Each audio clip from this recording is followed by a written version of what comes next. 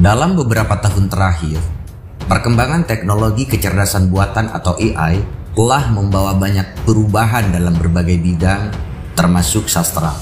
AI memberikan kemampuan untuk menghasilkan karya sastra dengan cara yang lebih efisien, cepat, dan akurat daripada manusia, dalam hal ini sastrawan. Namun, ini juga menimbulkan banyak pertanyaan dan perdebatan tentang apakah AI dapat benar-benar menggantikan kreativitas dan emosi manusia dalam menciptakan karya sastra. Secara teknis, AI dapat menghasilkan puisi, prosa, bahkan novel. Sebagai contoh, AI dapat menggunakan algoritma untuk menganalisis dan menghasilkan konten berdasarkan data yang ada, seperti jutaan kata yang telah dikumpulkan dari karya sastra sebelumnya. Dengan menggunakan data ini, AI dapat membangun karakter, alur, dan bahkan dialog untuk sebuah karya fiksi. Namun demikian, kelemahan utama dari penggunaan AI dalam menciptakan karya sastra adalah kurangnya kemampuan untuk menghasilkan emosi dan kreativitas yang sebanding dengan manusia. Sebab pada prinsipnya, AI tidak memiliki daya cipta dengan dasar penghayatan dan pengalaman otentik layaknya seorang manusia. Kreativitas dan emosi adalah inti dari karya sastra dan merupakan apa yang membuat karya-karya tersebut memiliki daya tarik yang besar bagi pembaca. Kreativitas dan emosi manusia adalah sesuatu yang tidak dapat diprogramkan dalam AI dengan mudah. Ada suatu keindahan dan kekuatan dalam pengalaman manusia dalam menciptakan karya sastra dan menerjemahkan pengalaman hidup mereka ke dalam bahasa yang dapat diungkapkan. Tentu, hal ini bukan berarti AI tidak memiliki peran penting dalam dunia kesusastraan. Dalam beberapa tahun terakhir, banyak penulis dan penerbit telah menggunakan AI sebagai alat bantu untuk membantu mereka menghasilkan karya yang lebih baik dan efisien.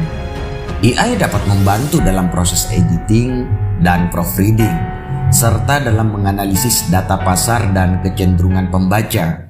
Sekali lagi, bukan untuk mencipta puisi otentik, dalam, dan penuh penjiwaan.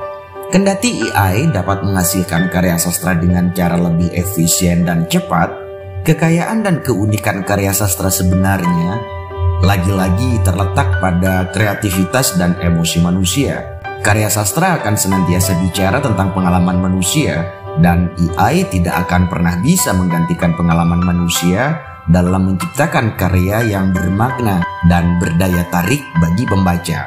Pertanyaannya, apakah ada penyair yang menggunakan AI untuk menciptakan puisi? Dan apakah puisi-puisi yang dicipta dari AI tersebut diminati? Saat ini sudah ada upaya dan percobaan segelintir orang, dalam kurung bukan penyair, menggunakan AI dalam menciptakan puisi.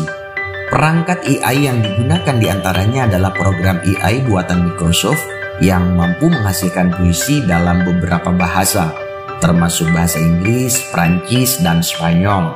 Program ini bekerja dengan cara menganalisis teks dari berbagai sumber, seperti buku dan artikel, kemudian memilih kata-kata yang paling sering muncul dan mengkombinasikannya untuk membuat puisi. Namun, apakah puisi yang diciptakan oleh AI diminati oleh pembaca? Jawabannya bervariasi. Beberapa orang menemukan puisi yang dihasilkan AI menarik dan menyentuh hati, sedangkan yang lain merasa puisi tersebut terasa kurang otentik dan tidak memiliki kedalaman yang sama seperti puisi-puisi yang diciptakan oleh para sastrawan. Dalam beberapa kasus, puisi yang dihasilkan AI telah memenangkan kompetisi sastra dan bahkan dimuat dalam antologi puisi. Namun, hal ini mungkin lebih disebabkan oleh inovasi teknologi daripada kualitas puisi itu sendiri.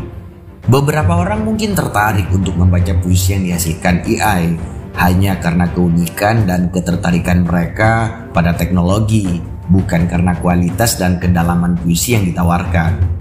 Secara keseluruhan, meskipun AI dapat menghasilkan puisi, hal ini tidak berarti bahwa puisi yang dihasilkan oleh AI akan secara otomatis memiliki daya tarik yang sama seperti puisi yang dibuat oleh manusia. Pengalaman manusia dan keunikan dari perspektif individu masih menjadi inti dari puisi yang berkualitas dan menarik.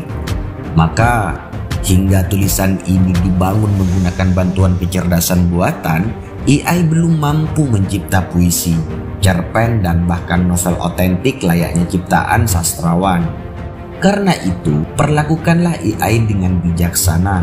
Tanpa berkhayal, AI akan mampu menuliskan puisi sesuai dengan pengalaman batin Anda. Mari disimak dengan seksama puisi buatan ChatGPT OpenAI berikut ini yang berjudul Kecerdasan Buatan. Dalam dunia teknologi yang semakin maju, kecerdasan buatan menjadi primadona yang diandalkan, mampu menyelesaikan masalah secara cermat dan cepat, seolah-olah menjadi solusi yang sempurna untuk semua hal. Di balik kelebihannya yang sangat canggih, ada kekhawatiran tentang masa depan yang kelam, ketakutan tentang kecerdasan buatan yang terlalu cerdas bisa mengambil alih kendali manusia di kemudian hari. Namun, apakah kita perlu takut dan cemas tentang masa depan yang akan datang?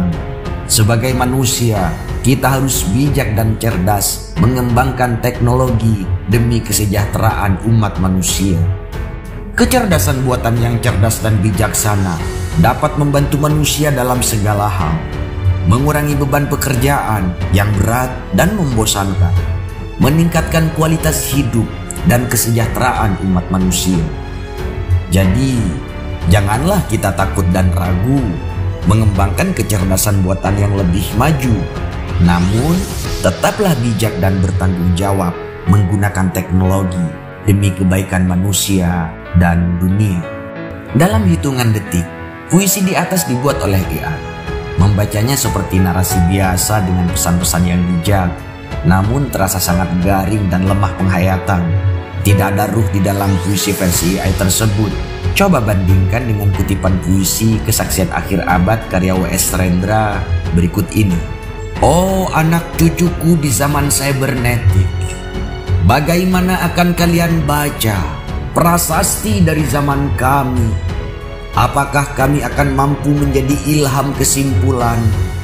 Ataukah kami justru menjadi sumber masalah di dalam kehidupan? Sungguh, meski satu bait, kutipan puisi Rendra ini begitu dalam dan menyentuh inti perasaan, bahkan masuk ke pucuk tertinggi perenungan.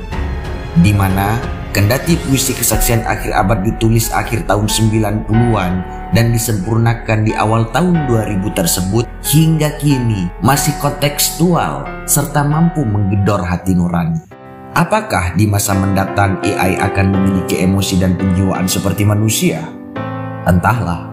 Yang pasti, ruh dan jiwa hanya Tuhan satu-satunya yang memiliki hak untuk ditiupkan ke dalam diri manusia.